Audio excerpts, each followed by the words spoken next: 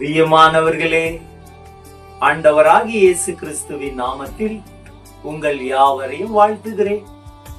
இந்த நாளுக்குரிய வேத வசனம் மத்தேயு 6:10. உம்முடைய ராஜ்யம் வருவதாக. பிரியமானவர்களே, உம்முடைய ராஜ்யம் வருவதாக என்று ஜெபத்திலே சொல்லுகிறோம். ஆனால் அதன் அர்த்தம் இயேசு கிறிஸ்து ராஜாதி ராஜாவாய் நமது உள்ளத்திலும் இல்லத்திலும் சிங்காசனமிட்டு நம்மை ஆளுகை செய்ய வேண்டும். அவரின் கட்டளைகளுக்கு நாம் கீழ்ப்படிய வேண்டும். ஆனால் இன்று நாம் பார்க்கும் பொழுது பல விசுவாசிகளும் சபைகளும் இயேசுவை ராஜாவாக ஏற்றுக்கொள்ளாமல் பெயரளவில் மட்டும் கிறிஸ்தவர்களாய் வாழ்கிறார்கள். ஆகவே தான் குடும்பங்களில் சமாதானம் இல்லை, குடும்ப வாழ்க்கையில் தோல்விகள், பிள்ளைகளின் ஜீவியத்தில் எதிர்பார்த்த முன்னேற்றம் இல்லை. பல பிரச்சனைகளும் போராட்டங்களும் நம்மை சூழ்ந்து கொண்டு ஆளுகை செய்கிறது.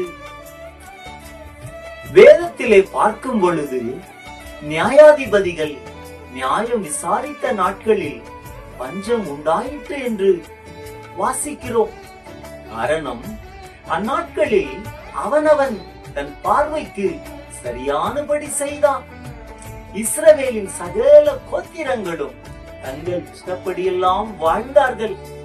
தேவனுடைய பிள்ளைகளே, இயேசு கிறிஸ்து நமது வீட்டுக்கு இரட்சகர் மாத்திரம் அல்ல, அவர் ராஜாதி ராஜாவாகவும் நாம் ஏற்றுக்கொள்ள வேண்டும்.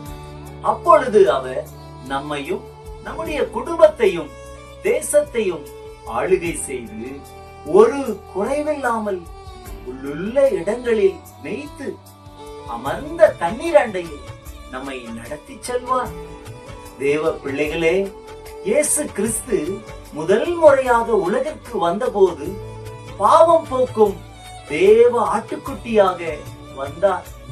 ஆனால் இப்பொழுதோ யூதா கோத்திரத்து ராஜ சிங்கமாக இருக்கிறார்.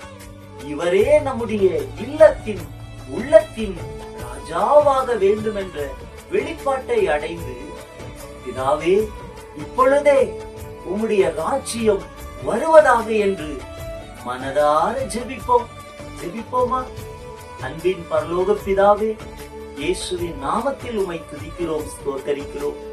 ஒவ்வொருடைய உள்ளத்திலும் நீரே ராஜாவாக இருந்து, ராஜாதி ராஜாவாக இருந்து ஒவ்வொருவரையும் ஆளுகை செய்யும். ராஜா ஆளுகை செய்கிற தேசத்திலே சமாதானம், சந்தோஷம், மகிழ்ச்சி உண்டாயிருக்கிறது போல, சுகம் உண்டாயிருக்கிறது போல, இயேசுவே நீரே ஒவ்வொருடைய உள்ளத்தினுடைய இல்லத்தினுடைய சபையினுடைய ராஜாவாக இருந்து சுகமாய் நடத்தி செல்லுங்க. பிள்ளைகளை ஆசீர்வதியும். எல்லா துதி கன மகிமை உமக்கே செலுத்துகிறோம், இயேசுவின் நாமத்தில் பிதாவே, ஆமென். God bless you. கர்த்தர் தாமே உங்களை ஆசீர்வதிப்பாராக. ஆமென்.